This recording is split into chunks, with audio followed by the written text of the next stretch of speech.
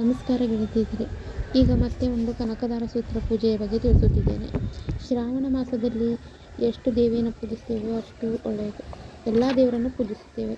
ಅದರಲ್ಲಿ ಲಕ್ಷ್ಮೀನ ಹೆಚ್ಚಾಗಿ ಪೂಜಿಸುತ್ತೇವೆ. ಲಕ್ಷ್ಮೀ ವರಮಹಾಲಕ್ಷ್ಮಿ ಆಯಿತು, ಶುಕ್ರಗೌರಿ ಆಯಿತು, ಮಂಗಳಗೌರಿ ಆಯಿತು. ಈ ಶ್ರಾವಣ ಮಾಸ ಶಿವನ್ನೂ ಹೆಚ್ಚಿಗೆ ಪೂಜಿಸ್ತೇವೆ. ಒಂದು ತಿಂಗಳು ಶಿವನ್ನು ಪೂಜಿಸ್ತೇವೆ.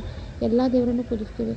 ಅದರಲ್ಲಿ ಕನಕದಾರ ಸೂತ್ರವನ್ನು ಲಕ್ಷ್ಮೀನ ಪೂಜಿಸಿ ಕನಕದಾರ ಸೂತ್ರವನ್ನು ನಿತ್ಯ ಹೇಳುವುದರಿಂದ ಮನೆಯಲ್ಲಿ ಸುಖ ಸಮೃದ್ಧಿ ಅಷ್ಟೈಶ್ವರ್ಯ ದೊರಕುತ್ತದೆ. ಈ ಶ್ರಾವಣ ಮಾಸದಲ್ಲಿ ನಿತ್ಯ ಕನಕದಾರ ಸೂತ್ರವನ್ನು ಹೇಳಬೇಕು ಮತ್ತು ನೆಲ್ಲಿಕಾಯಿ ಆರತಿ ಮಾಡಬೇಕು. ನೆಲ್ಲಿಕಾಯಿ ಗುಡಂಬ ಎಡೆ ಮಾಡಬೇಕು. ಇದು ಮುಂಜಾನೆ ನಸುಕಿನಲ್ಲಿ ಬೇಗ ಮಾಡಬೇಕು. 2 ನೆಲ್ಲಿಕಾಯಿ ಆರತಿ ಅಥವಾ 5 ನೆಲ್ಲಿಕಾಯಿ ಆರತಿ ಮಾಡಬೇಕು. ಇದನ್ನು ನೀವು ಎಷ್ಟು ಸಲ ಬೇಕಾದರೂ ಅಷ್ಟು ಸಲ ಹೇಳ್ಬೋದು. 1 ಸಲ, 2 ಸಲ, 3 ಸಲ, 4 ಸಲ, 5 ಸಲ, 11 ಸಲ ಹೇಳ್ಬೋದು. ದಿನ ಲಕ್ಷ್ಮೀ ಪೂಜೆಯನ್ನು ಮಾಡಿ ಆಮೇಲೆ ಸಂಕಲ್ಪ ಹೇಳಿ ಈ ಮಂತ್ರ ಹೇಳಬೇಕು. ಬೆಳಗ್ಗೆ 5:30 ಈ ಪೂಜೆ ಮಾಡಿ ಮುಗಿಸ್ಬೇಕು. ಸಂಕಲ್ಪ ಈ ರೀತಿ ಇದೆ: ಮಮ ಗೃಹ ದುಃಖ ದಾರಿದ್ರ್ಯ ನಾಶಾತಿ ಶ್ರೀ ಮಹಾಲಕ್ಷ್ಮೀ ಪ್ರೀತ್ಯರ್ಥಂ ಕನಕದಾರ ಸೂತ್ರ ಪಾರಾಯಣಂ ಕರಿಷ್ಯ ಅಂತ ಬೇಡಿಕೊಂಡು, ನಿಮ್ಮಲ್ಲಿ ಏನು ಕಷ್ಟ ಇದೆ ಅದನ್ನು ಬೇಡಿಕೊಂಡು ಕನಕದಾರ ಸೂತ್ರವನ್ನು ಹೇಳಬೇಕು. ಆಮೇಲೆ ಯಾವುದೇ ಪೂಜೆ ಮಾಡೋಕ್ಕಿಂತ ಮಧ್ಯೆ ಮೊದಲು ಮನೆ ದೇವರ ಪೂಜೆಯನ್ನು ಮಾಡಬೇಕು. ಮನೆ ದೇವರ ಪೂಜೆಯನ್ನು ಕರೆಕ್ಟಾಗಿ ಮಾಡಿ ಆಮೇಲೆ ನೀವು ಯಾವ ಪೂಜೆ ಮಾಡಿದರೂ ಬೇಗ ವರ ಕೊಡುತ್ತೆ. ನೀವು ಮನೆ ದೇವರ ಪೂಜೆ ಮಾಡಲಾರ್ದೆ ಯಾವುದೇ ದೇವರ ಪೂಜೆ ಮಾಡಿದರೂ ವರ ಕೊಡೋದಿಲ್ಲ. ಜ್ಞಾನ ಶ್ಲೋಕ ಒಂದೇ ಕನಕದಾರ ಸೂತ್ರ ಜ್ಞಾನ ಶ್ಲೋಕ: ಒಂದೇ ಮಂದಾರವಿಂದಿರಾನಂದ ಕಂದಲಂ ಆಮಂದನಂದ ಸಂದೋಹ ಬಂಧುರ ಸಿಂಧೂರಾನನಂ ಸ್ತೋತ್ರಂ ಅಂಗಂ ಹರೇ ಪುಲಕಭೂಷಣಮಾಶ್ರಯಂತಿ ಭೃಂಗಾಂಗನೇವ ಮುಕುಳಾಭರಣಂ ತಮಾಲಂ ಅಂಗೀಕೃತ್ಯ ವಿಭೂತಿರಪಾಂಗಲೀಲಾ ಮಾಂಗಲ್ಯದಾಸ್ತು ಮಮ ಮಂಗಳದೇವತಾಯ ಮುಗ್ಧಾ ಮುಹುರ್ವಿದಧತಿ ವದನೆ ಮುರಾರಿ ಪ್ರೇಮತ್ರ ಪ್ರಾಪ್ರಣಿಹಿತಾನಿ ಗತಾಗತಾನಿ ಮಾಲಾದೃಶೋ ಮಧುಕರಿ ಮಹೋತ್ಪಲೇಯ ಸರ್ವೇಯಾಶ್ರಯ ದಿಶತು ಸಾಗರ ಸಂಭವಾಯ ವಿಶ್ವೇಶ್ವರಾಮರೇಂದ್ರ ಪದವಿಭೃದ ಆನಂದ ಹೇತುರಧಿಕ ಮರುದಿದ್ದಿ ಈಶನ್ನಿದೀಶಿತು ಮಯಿ ಕ್ಷಣ ವೀಕ್ಷಣಾರ್ಥ ಇಂದೀವರೋದರ ಸಹೋದರ ಮಿಂದಿರಾಯ ಆಮೀಲಿತಾರ್ಧಮಧಿಗಮ್ಯ ಮುದಾ ಮುಕುಂದಂ ಆನಂದ ಕಂದಮನಿಮೇಷ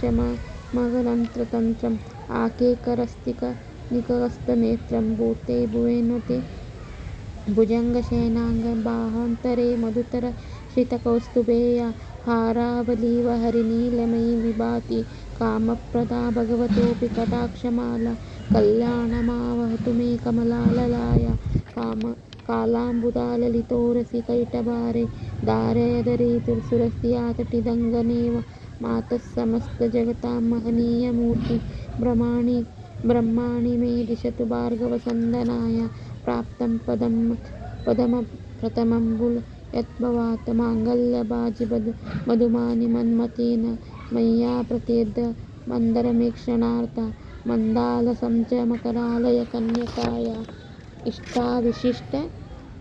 ಇಷ್ಟಾವಿಶಿಷ್ಟಮದಯೋಪಿ ಯಯಾತಯಾರ್ಥ ದುಷ್ಟಾ ತ್ರಿವಿಷ್ಟಪಪದಂ ಸುಲಭಂ ಲಭಂತೆ ದೃಷ್ಟಿಪ್ರಹಷ್ಟಕಮಲೋದರ ದೀಪ್ತಿರಿಷ್ಟ ಪುಷ್ಟಿ ಕೃಪಿಷ್ಟ ಮಮ ಪುಷ್ಕರಭಿಷ್ಟರಾಯ ದದ್ದಾದಯಾನ ಪವನ ದ್ರವಿಣಾಂಬುದಾರ ಮಸ್ಸಿನ್ನ ಕಿಂಚನ ವಿಹಂಗ ಶಿಶೌ ವಿಷಣ್ಣೆ ದುಷ್ಕರ್ಮ ಮರ್ಮಮಪನೀಯ ಚಿರಾಯ ದೂರಂ ನಾರಾಯಣ ಪ್ರಣಯಿನಿ ನಯನಾಂಬುವಾಹ ಗಿರ್ದೇವದೇತಿ ಗರುಡಧ್ವಜ ಸುಂದರೇತಿ ಶಾಕಂಬರೇತಿ ಶಶಿಶೇಖರವಲ್ಲಭೇತಿ ಸೃಷ್ಟಿಸ್ಥಿತಿ ಪ್ರಳಯಖೇಲಿಷು ಸಂಸ್ಥಿತಾಯ ತಸ್ಮೈ ನಮಸ್ತೆ ಭುವನಸ್ವಸ್ತರುಣ್ಯೆ ಶತ್ರುೈ ನಮೋऽस्तु ಶುಭಕರ್ಮಫಲಪ್ರಸೂತೆ ರತ್ನೈ ನಮೋऽस्तु ಕಮನೀಯ ಗುಣಾರ್ಣವಾನ್ಯೆ ಶಕ್ತೈ ನಮೋऽस्तु ಶತಪತ್ರನಿಕೇತನಾಯ ಪುಷ್ಪೈ ನಮೋऽस्तु ಪುರುಷೋತ್ತಮವಲ್ಲಭಾಯ ನಮೋऽस्तु ನಾಳೀಕನಿವಾರಣಾಯ ನಮೋऽस्तु ದುಗ್ಧೋದಿದನ್ಮಭೂಮೆ ನಮೋऽस्तु ಸೋಮಾಮೃತಸೋದರಾಯ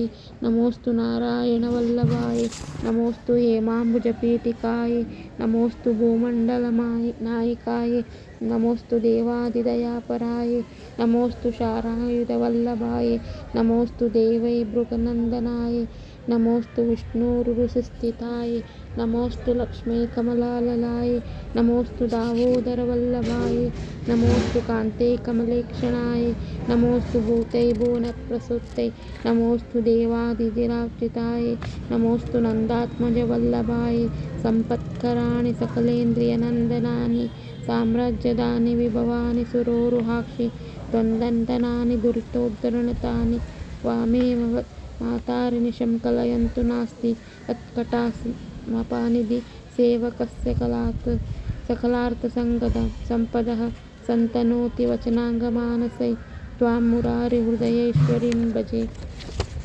ಸರಸಿಜನಿಲಯೇ ಸರೋಜ ಹಸ್ತೆ ಧವಳಕಶಾಂಕುತಗಂಧಮಾಲ್ಯಶೋಭೆ ಭಗವತಿ ಹರಿವಲ್ಲಭೆ ಮನೋಜ್ಞೆ ತ್ರಿಭುವನಭೂತಿಕರಿ ಪ್ರಸೀದ ಮಹ್ಯಂ ದಿಸ್ತಿಭಿ ಕನಕಕುಂಭಮುಖಾವಸೃಷ್ಟ ಸರ್ವಾಹಿನಿ ವಿಮಲಚಾರುಶಲ್ಲಾಂಗೀಂ ಪ್ರಾರ್ಥನ್ನಮಾಮಿ ಜಗತಾಂ ಜನನೀಮಶೇಷ ಲೋಕಾಧೀನಾರ್ಥಗೃಹಿಣೀಂ ಮಮಾರ್ತಿಬಿಡ್ಡಂ ಪ್ರತಿಮಂ ಕಮಲೆ ಕಮಲಾಕ್ಷಣವಲ್ಲಭೆ ತ್ವಂ ಕರುಣಾಪೂರ ಕರುಣಾತರಂಗಿಪಾಂಗೆ ಅವಲೋಕಯಾಯ ಮಮ ಕಿಂಚನ ಮಂ ಪ್ರಥಮಂ ಪಾತ್ರೋ ಪ್ರಕೃತಿಮಂ ದಯಾಯ ಸ್ತುವಂತಿಯೇ ಸ್ತುತಿಭಿರಮಹೋರಂತಂ ತ್ರಯೀಮಯೀ ತ್ರಿಭುವನಮನೋಹರಂ ರಮಾಂ ಗುಣಾಧಿಕಾ ಗುರುತರ ಭಾಗ್ಯಭಾಗಿನಂ ಭವಂತಿಯೇ ಭುವಿ ಬುಧಭಾವಿತಾಶಯಂ ಸುವರ್ಣಧಾರಸೂತ್ರಂ ಯಚ್ಛಂಕರಾ ಪಠೇನ್ ನೃತ್ಯಂ ತ್ರಿಸಂಧ್ಯಾ ಪಠೇನ್ ನಿತ್ಯಂ ಕುಬೇರಸ್ಯ ಭವೇತೇತಿ ಶ್ರೀ ಮದ್ಗುರು ಜಗದ್ಗುರು ಶಂಕರಾಚಾರ್ಯರ ಕನಕಧಾರ ಸೂತ್ರ ಸಂಪೂರ್ಣ.